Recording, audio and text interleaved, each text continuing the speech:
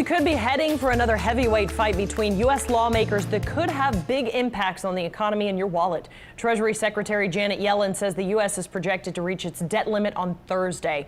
That's the cap on how much the federal government can borrow. She says we'll have to resort to, quote, extraordinary measures to avoid defaulting on the government's obligations. Our financial analyst, Randy Waesche, is here to tell us what we need to know. And this sounds really bad. Break it down for us. It's not, yes, it's extraordinarily bad because right now we have debt to GDP, sum total of all the goods and services produced in the United States, at 120%. So we have significantly more debt than we have the ability to pay. And so what we have is a group of people in Congress that says enough. We've got to have some measures to reduce government spending or this becomes a significant problem. The problem is if we don't raise the debt ceiling, Janet Yellen, in her term, extraordinary measures, can do some things because it's not a light switch that you're going to turn on overnight. She can defer paying the government pensions. Oh, wow. She can delay in payment of government contractors. There are some other measures that she can do, as you would do if you were going to the bank and they said, we can't lend you any more money. You've got bills to pay. You kind of juggle it out. And that's what she's going to do. She's going to be the budget juggler. But come around the third quarter of this year, if there's not a raise in the debt ceiling, if there's not a come to consensus inside Congress, we default and we can't pay our debt. Now, the U.S. is the world's currency.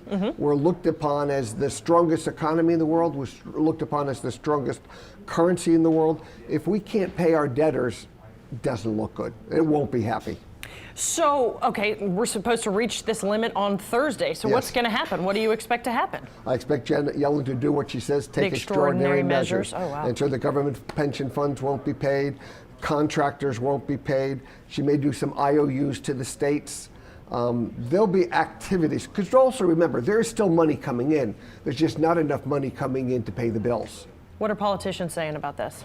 Well, I mean, they're the reason we're in the boat, right? I'm not apolitical, but the Republican Party is basically saying, we can't afford this, stop spending. We won't raise the debt ceiling without cuts. The president's basically saying, I won't negotiate.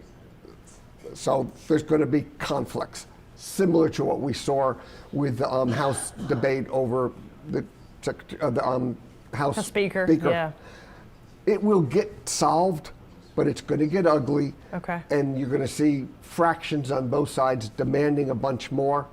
But we'll get the debt ceiling raised. The issue is we really do need a reduction in government expenditures.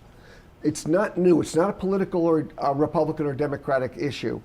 The Congressional Budget Office, an apolitical body, both last year and this year, sent a report to Congress that in essence said, if you don't address the debt issue, over the next 10 years, net interest on the debt will go up 150% and basically dwarf all your other expenditures.